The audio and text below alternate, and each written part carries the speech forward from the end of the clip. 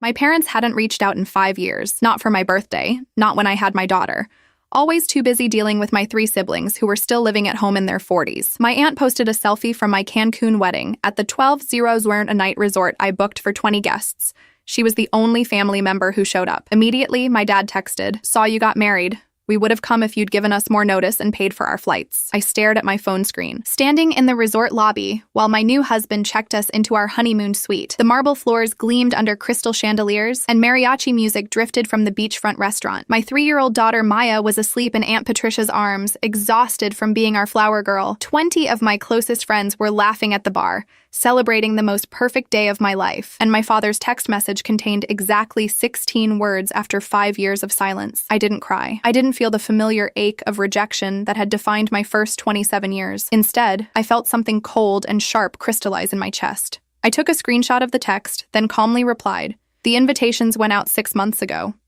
Aunt Patricia received hers just fine. I watched the 3 dots appear, disappear, then appear again.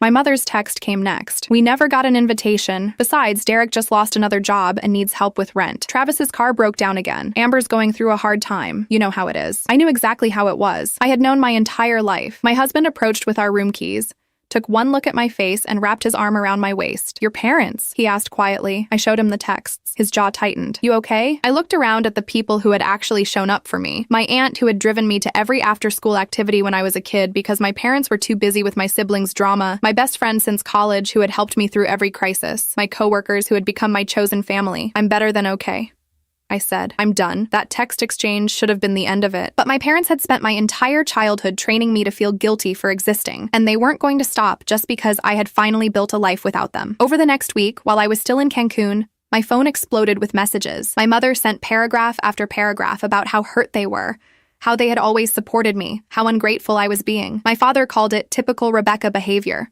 Selfish and cold. Derek, Travis, and Amber all chimed in with their own versions of outrage, despite the fact that none of them had spoken to me in years either.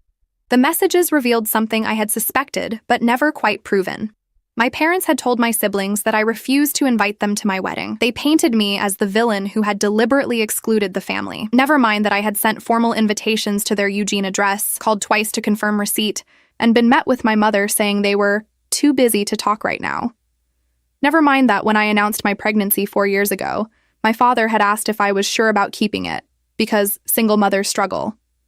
Never mind that when Maya was born, they sent a card 2 months late with a $20 bill inside and no visit. I saved every message. I backed them up to 3 separate cloud services. I documented dates, times, and exact wording. My husband, watching me work through this methodically instead of emotionally, asked what I was doing. "Insurance," I told him. I didn't yet know what I was insuring against, but 32 years of being my parents' least favorite child had taught me to keep evidence.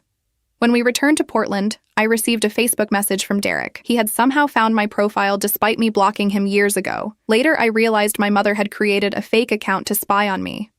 The message was long, rambling, and accusatory. The core of it was this: I was a terrible sister for flaunting my wealth while they struggled. The wedding photos Aunt Patricia had posted were rubbing their faces in my success. I owed them for all the sacrifices our parents had made raising me, and since I clearly had money to burn on a ridiculous destination wedding, I should help Derek with his rent, Travis with his car, and Amber with her credit card debt. The entitlement was breathtaking. These were 3 adults in their 40s who had never held a job for more than 6 months, who still lived in their childhood bedrooms, who had drained every penny my parents ever had, and then came looking for more. And somehow, I was the villain for succeeding. I blocked the fake account, changed all my privacy settings, and told my aunt to stop posting anything about me online. She apologized profusely, but I assured her it wasn't her fault. "They're showing me exactly who they are," I said. I should thank them for the clarity. But clarity wasn't enough. The texts kept coming, now with a new angle. Thanksgiving was coming up, and I needed to make things right with the family. My mother sent a long message about tradition and forgiveness, and how Maya deserved to know her grandparents. The manipulation was expert level,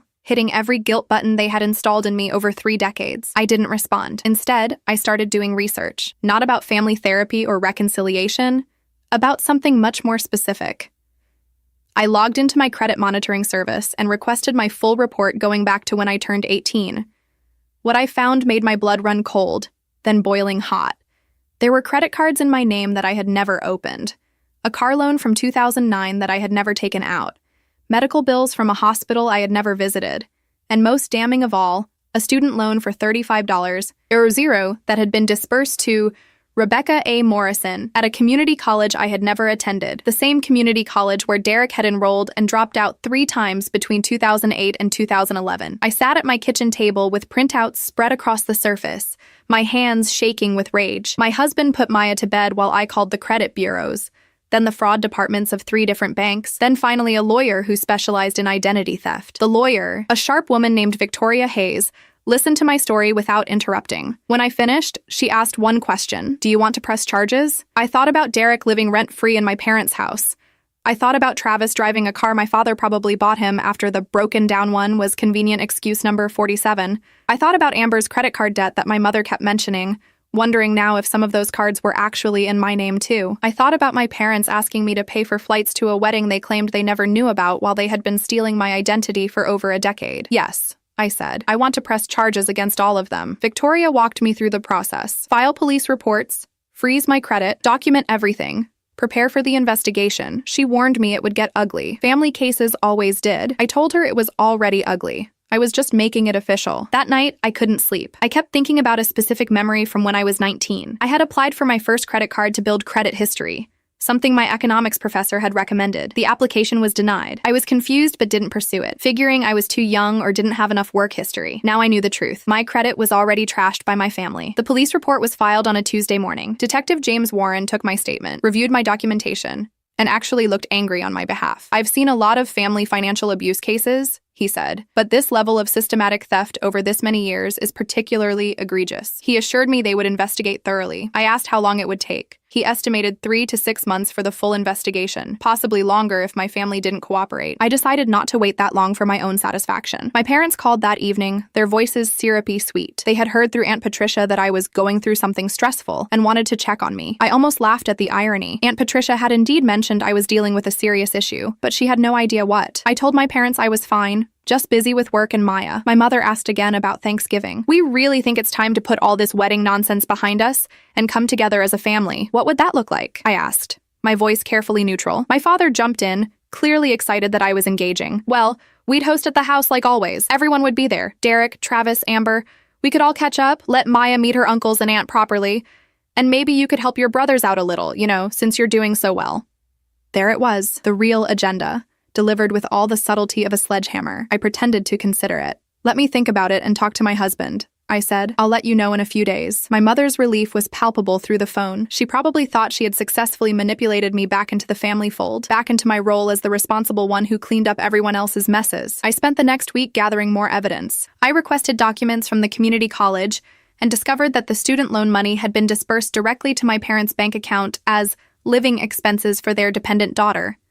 Except I hadn't lived with them since I was 17, when I left for college on a full scholarship they never acknowledged. I found the car loan paperwork showing the vehicle had been registered to an address in Eugene, complete with insurance documents listing Derek as the primary driver. Every new discovery was another knife in my back, another confirmation that I had never mattered to these people as anything other than a resource to exploit. But I didn't cry. I didn't rage. I got colder and more methodical. I organized everything into a file system that would make a prosecutor weep with joy. I created a timeline. I highlighted patterns. I built a case so airtight that my family wouldn't be able to lie their way out of it. On Friday, I called my mother back. "We'll come to Thanksgiving," I said. "Maya's been asking about family, and I think it's time she understood where she comes from." My mother nearly cried with happiness. She promised to make all my favorite foods, to make sure everyone was on their best behavior, to make it just perfect. I hung up and looked at my husband, who had been listening to the whole conversation. "You're sure about this?" he asked. I opened my laptop and showed him the folder I had labeled Thanksgiving 2024. Inside were subfolders: evidence, police reports, legal documents, and one titled simply The Reveal. "I've never been more sure of anything in my life," I said. The investigation moved faster than Detective Warren had predicted. When he saw the sheer volume of fraud, the multiple identity thefts, the systematic pattern over more than a decade, the amounts totaling over $78,000, he escalated it to the Financial Crimes Unit. By mid-November, they had enough evidence to move forward with charges. The detective called me to his office to review what they had found.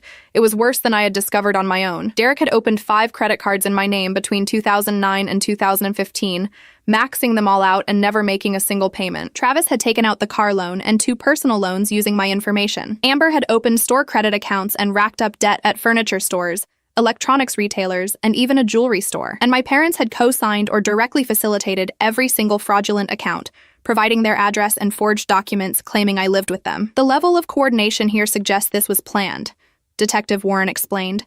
They had access to your social security number, birth certificate, and other personal information because they were your parents. They used that access to systematically destroy your credit while enriching themselves and your siblings. He paused, looking at me with something like pity. I have to ask, did you have any indication this was happening? I thought about every time I had tried to apply for an apartment and been denied. Every job that required a credit check where I had to explain mysterious black marks. Every time I had felt like I was failing at basic adulting while my siblings seemed to coast through life. I thought I was just bad at being a grown-up, I said quietly. I thought there was something wrong with me. The detective's expression hardened. There's nothing wrong with you. What they did is criminal, and it's calculated. People don't accidentally commit identity theft for over a decade. He slid a document across his desk. We have enough to arrest all 5 of them. The question is timing and how you want to proceed. I looked at the arrest warrants, 5 separate documents with my family members' names in stark black ink. My first instinct was to say, do it now. But then I thought about Thanksgiving, about having them all in one room, about the performance they would put on pretending to be a loving family, while plotting how to extract more money from me. An idea crystallized. Cold and perfect. Can you wait until November 29th? I asked. The day after Thanksgiving? Detective Warren raised an eyebrow. Any particular reason for that date? I explained my plan. He listened, then actually smiled. That's vindictive, he said. I appreciate that in a victim. He agreed to coordinate the timing. The arrests would happen the morning after Thanksgiving, early enough to catch everyone before they could scatter, late enough that I would have my moment first. I spent the weeks leading up to Thanksgiving preparing in 2 completely different ways. Publicly, I played the role of dutiful daughter returning to the family fold. I confirmed the dinner time, asked what I could bring, sent my mother a cheerful text about how Maya was excited to meet everyone. Privately, I worked with Victoria Hayes to prepare a civil lawsuit that would be filed the same day as the criminal charges. I was going to pursue every dollar they had stolen, plus damages, plus legal fees. My siblings reached out individually, each with their own barely disguised money requests. Derek needed help with his car insurance. Travis had a business opportunity that just needed a small investment. Amber wanted to know if I could co-sign a lease for her because she was finally ready to move out. I nearly laughed at that one, wondering if she understood irony. I was non-committal with all of them, saying we could talk about it at Thanksgiving. The night before Thanksgiving, I packed carefully. I had my folder of evidence in my car, organized chronologically with tabs and highlights. I had a letter I had written to read aloud, detailing everything I had discovered and exactly how their actions had impacted my life. I had copies of the police reports and arrest warrants that Detective Warren had provided for my records.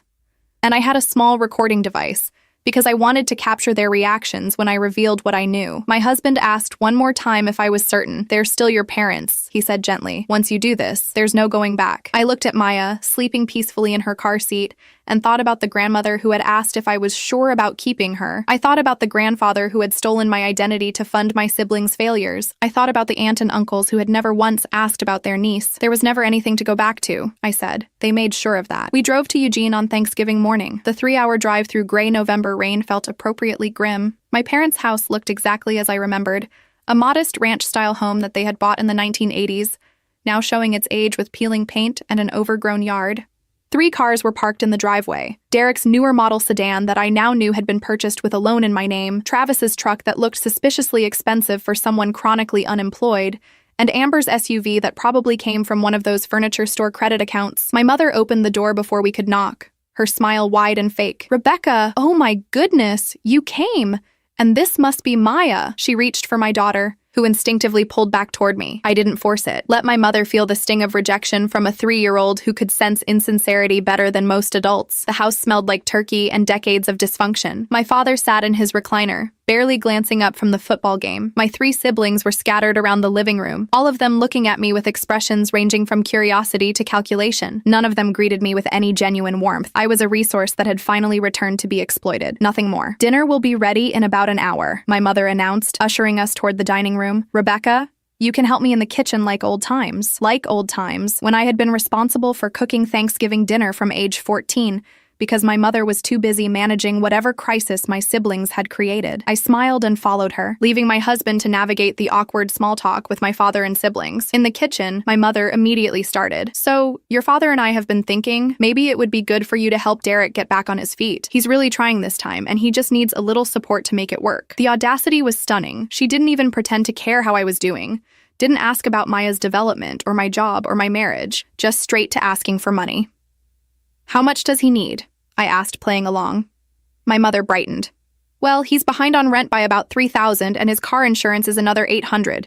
If you could just help him out this once, I know he'd pay you back. I had heard pay you back promises from this family my entire life. None of them had ever materialized. I told her I would think about it, and she actually hugged me, believing she had won. Dinner was a performance worthy of Broadway. Everyone pretended to be interested in my life, asking surface-level questions about my job and Maya, while clearly just waiting for their turn to make their pitches.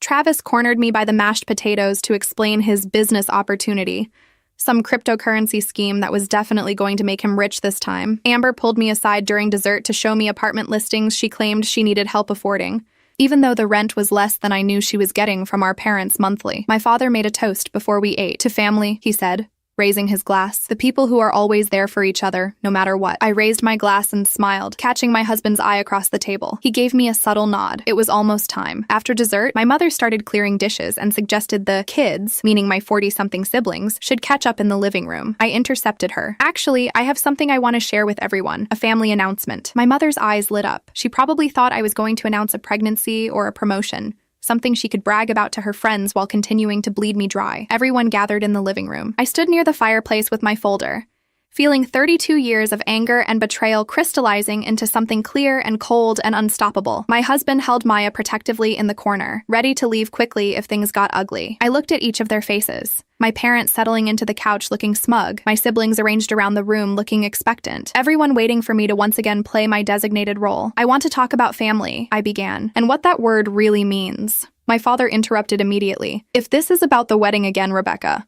we've moved past that.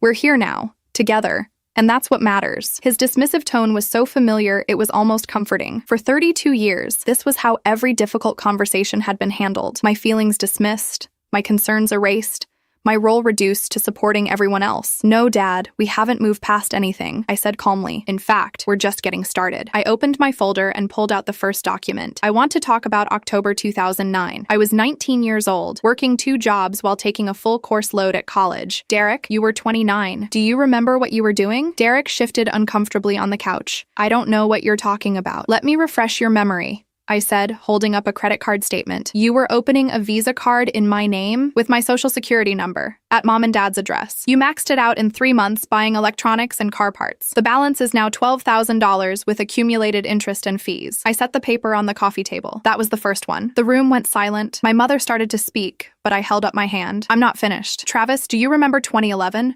You were 31 years old. You took out a car loan for $18,000 in my name. The car was registered to this address. You drove it for 2 years before it got repossessed, destroying my credit in the process. Travis's face went pale. That's not, I didn't, you did, I interrupted, placing the loan documents next to the credit card statement.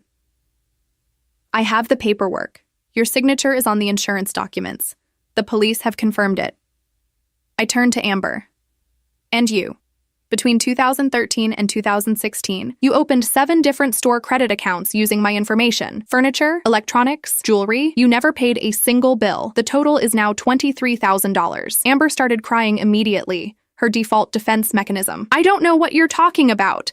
Mom and Dad said those accounts were approved. That's when I turned to my parents. My father had gone very still, his face reddening. My mother was shaking her head, already formulating denials. And you two, I said, my voice steady despite the rage burning in my chest. You coordinated all of it. You had access to my personal information because you were my parents. You gave them my social security number, my birth certificate. You let them use this address. You co-signed documents. You facilitated every single fraudulent account. That's ridiculous. My father blustered. We would never do something like that to our own daughter. I pulled out another document. This is a student loan for $35,000, dispersed in my name to the community college in 2010. The funds went directly to your bank account as living expenses. I've never taken a class at that college in my life. Derek enrolled there 3 times and dropped out each time. The loan paid for his living expenses while he lived here rent-free. My mother's tears were flowing now, but they were angry tears, not remorseful ones. You don't understand how hard it's been. Your brothers and sister needed help. We did what we had to do. You stole from me, I said flatly. You stole my identity, my credit, my financial future. You destroyed my ability to get apartments, jobs, car loans. You made me think I was failing at basic adulting when the whole time you were sabotaging me. I placed the final stack of documents on the table. The total amount of fraud is $78,432. That doesn't include the interest, the fees, or the damage to my credit score. Derek stood up, his face twisted with anger. So what? You're doing fine. You had that expensive wedding. You have a good job. You can afford to help us out. Help you out? I laughed, a sound with no humor in it. I've been cleaning up your messes my entire life. Do you know why I left home at 17? Because I was working full-time to save for college while cooking dinner every night for this family, doing everyone's laundry, and getting screamed at when your screw-ups somehow became my fault. I raised myself while you three got every advantage, every excuse, every dollar our parents had. Travis tried a different approach, his voice wheedling. Come on, Becca. We're family. Family helps each other. He used the childhood nickname he hadn't spoken in a decade, trying to manufacture intimacy that had never existed. Family doesn't steal from each other, I replied. Family doesn't commit identity theft. Family doesn't destroy each other's lives and then demand more. I looked at my parents. You taught me that family was about obligation and sacrifice, that I had to give endlessly while receiving nothing, that my success was somehow proof that I owed you more. My father stood up, trying to use his height to intimidate me like he had when I was younger. You need to leave. Get out of our house with these insane accusations. I'm not done, I said, not moving. See, the interesting thing about financial crimes is that they leave paper trails, and I've spent the last 6 weeks following every single trail you left. I pulled out my phone and opened the recording app. Detective James Warren of the Eugene Police Department has been very helpful. So has the Financial Crimes Unit. They've reviewed all the evidence, and they agree this is systematic, calculated fraud. The color drained from my father's face. You went to the police? I went to the police, the FBI Fraud Division, and a lawyer, I confirmed. There are arrest warrants for all 5 of you. They'll be executed tomorrow morning. I let that sink in, watching their faces cycle through disbelief, panic, and rage. You're all being charged with identity theft, fraud, and conspiracy. The evidence is overwhelming. Your cooperation now might reduce your sentences, but you're all looking at prison time. Amber's crying intensified into hysterical sobbing. Derek started yelling, a stream of profanity and accusations. Travis just sat frozen, staring at the documents on the table. My parents both started talking at once, my mother pleading and my father threatening. I let the chaos swirl around me for a moment, this family showing their true nature one final time. Then I raised my voice over the noise. I also filed a civil lawsuit. I'm pursuing recovery of every dollar you stole, plus damages for the harm to my credit, plus emotional distress, plus legal fees. My lawyer estimates the total judgment will be around $200,000. We don't have that kind of money, my mother shrieked. Then you'll lose everything, I said simply. The house, the cars, any retirement accounts, any assets you have, it'll all be seized to pay the judgment. I looked at each of them. You spent 32 years teaching me that I was worthless except for what I could provide you. You're about to learn what it feels like to lose everything. My father lunged toward me, his hand raised. My husband was there instantly, stepping between us with Maya held securely in his other arm. Don't, he said quietly, but with absolute authority. My father stopped, seeming to realize for the first time that I wasn't alone, wasn't unprotected, wasn't the scared little girl he could bully. I picked up my folder and turned toward the door. The police will be here at 7 a.m. tomorrow. I suggest you use tonight to find lawyers because you're going to need them. I paused at the threshold and looked back one last time. Oh, and about Thanksgiving. Thank you for this. It's the last holiday I'll ever have to spend pretending we're a family. As we walked to the car, I could hear them screaming at each other inside the house, blame being thrown in every direction, none of them taking responsibility, all of them trying to figure out how to escape consequences they had spent over a decade earning. I buckled Maya into her car seat, kissed her forehead, and felt nothing but relief. You okay? My husband asked as we pulled away from the house. I watched it disappear in the rearview mirror. I'm perfect. The arrests happened exactly as Detective Warren promised. At 7 a.m. on November 29th, Eugene police officers knocked on my parents' door with 5 arrest warrants. Derek, Travis, and Amber were all still there, having spent the night frantically calling lawyers and trying to figure out how to make the evidence disappear. My father answered the door in his bathrobe, and according to the police report I received later, he actually tried to close the door in their faces. The booking photos were public record. I didn't go looking for them, but Aunt Patricia sent them to me with a message. I always knew they were toxic. I'm proud of you. My father looked old and defeated. My mother's face was blotchy from crying. Derek's mugshot showed pure rage. Travis looked like he wanted to disappear. Amber's photo would have been pitiable if I had any pity left to give. The local news picked up the story that afternoon. 5 family members arrested in identity theft ring was the headline. The reporter detailed the scope of the fraud, the decade-long systematic theft, and the fact that the victim was the daughter and sister of the the perpetrators. My name wasn't used because I was the victim, but everyone in Eugene would know who they were talking about. My parents' neighbors would see the police cars. Their friends from church would read the articles. The fantasy they had maintained about being a respectable family was burning down in real time. The criminal cases moved forward with brutal efficiency. When you have documents, bank records, signatures, and a clear pattern of fraud, there's not much defense attorneys can do. My parents' lawyer tried to argue that they had believed the accounts were legitimate, that they had no idea their children were committing fraud. The prosecutor destroyed that argument in 15 minutes by presenting the student loan paperwork showing funds deposited directly to their account for a student who didn't live with them and wasn't enrolled in classes. Derek's attorney attempted a mental health defense, suggesting his client had impulse control issues that made him susceptible to financial mistakes. The prosecutor countered with the 5 different credit cards opened over 6 years, a pattern of calculated behavior, not impulsive mistakes. Travis tried to blame our father, claiming he had been coerced into the fraud. The prosecutor showed text messages between Travis and Derek from 2012, joking about using Becca's credit since she wasn't using it anyway.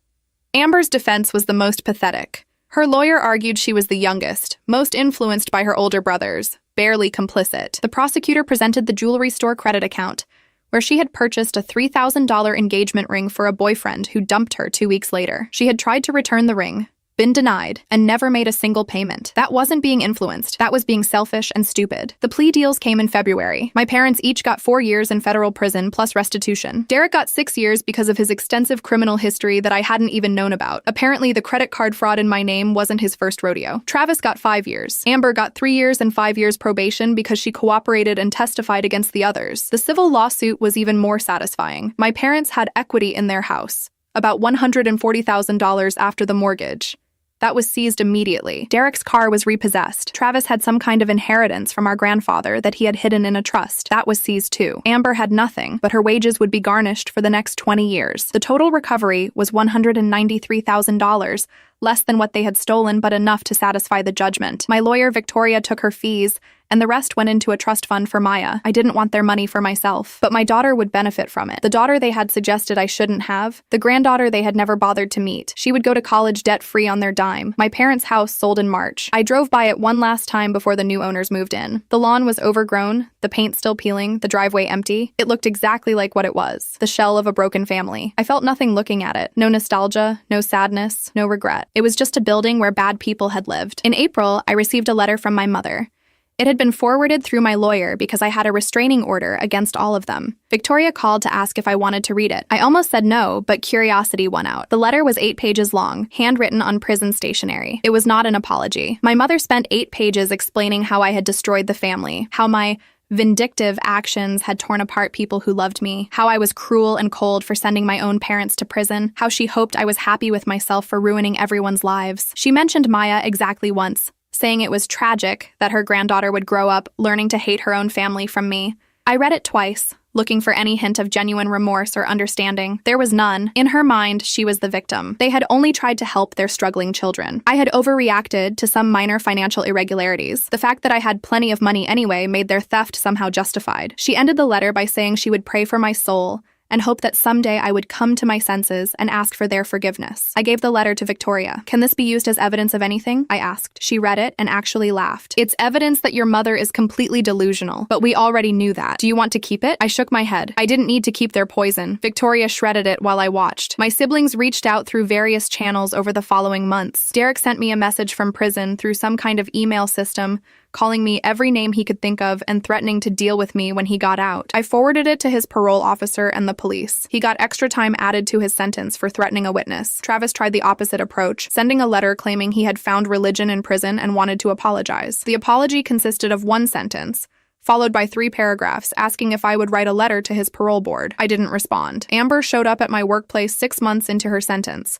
somehow allowed out for work release. Security called me when she appeared in the lobby asking for me. I watched her on the security camera, thin, tired, crying. She held a sign that said, "I'm sorry. Please talk to me." I had security escort her out and called her parole officer. She violated the restraining order and got sent back to serve the rest of her sentence without work release privileges. Aunt Patricia remained my only connection to that side of the family. She told me the extended family had fractured over the scandal. Some believed my parents' version that I had overreacted and destroyed the family over money. Others finally saw the truth about who my parents really were. Patricia didn't care what anyone else thought. I watched them neglect you your whole life, she told me. I watched them pour everything into those 3 deadbeats while you raised yourself. What you did wasn't revenge, it was justice. 2 years later, I stood in my new house, a real house with a yard and a mortgage in only my name, with my perfect credit that I had rebuilt from nothing. Maya was 5 now, starting kindergarten in a good school district. She had never met her grandparents, uncles, or aunt. When she asked about family, I told her about Aunt Patricia, about her father's parents who adored her, about our chosen family of friends who showed up consistently and loved her unconditionally. The criminal sentences were served in various federal facilities. My parents were released after 3 years for good behavior. They moved to a small apartment 2 states away, living on my father's reduced pension. I knew this because they tried to contact me through Aunt Patricia, asking if I would be willing to reconcile now that they had paid their debt to society. I sent back a message through my lawyer. No contact. Ever. Derek got out after 5 years and immediately violated parole by contacting me through a fake Facebook account. He went back for another 2 years. Travis was released and last I heard was living in a halfway house, working at a fast food restaurant. Amber completed her sentence and probation. She sent me a final letter that was actually an apology. No requests, no justifications, just acknowledgement of what she had done and acceptance that I would never forgive her. I appreciated the honesty but still didn't respond. My career flourished without the constant background drain of family dysfunction.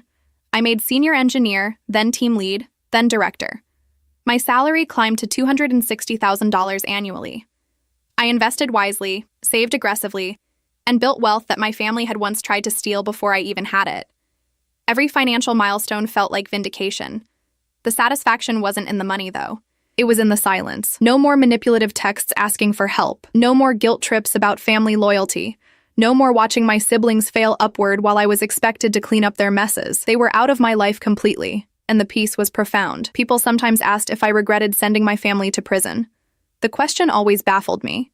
They committed crimes, they faced consequences. Where was there room for regret?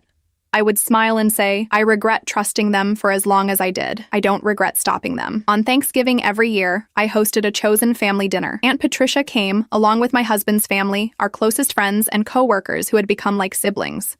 We ate good food, shared genuine gratitude, and created traditions based on love rather than obligation. Maya grew up surrounded by people who celebrated her existence instead of resenting it. The trust fund from the civil judgment grew steadily. By the time Maya turned 10, it had enough to pay for 4 years at any university in the country, plus graduate school if she wanted. Sometimes I thought about the irony. My parents' theft had funded their granddaughter's future, the child they had suggested I shouldn't have. They had stolen from me, and in the end, I had taken everything from them and given it to the next generation. My mother died last year. Aunt Patricia called to tell me, expecting some kind of emotional reaction. I felt nothing. I didn't attend the funeral. I didn't send flowers. I didn't acknowledge it in any way. She was a stranger who happened to share my DNA, nothing more. My father was apparently deteriorating in a nursing home, his pension barely covering the costs, with no family visiting him. Derek was in prison again for unrelated fraud charges. Travis had dropped off the radar entirely. Amber was living somewhere in the Midwest, still making minimum payments on the restitution she owed me. They had all gotten exactly what they deserved. They had spent decades taking from me, using me, expecting me to fund their dysfunction while giving nothing in return. When I finally stopped allowing it, they fell apart because they had never built anything real. They were parasites who lost their host, and parasites don't survive alone.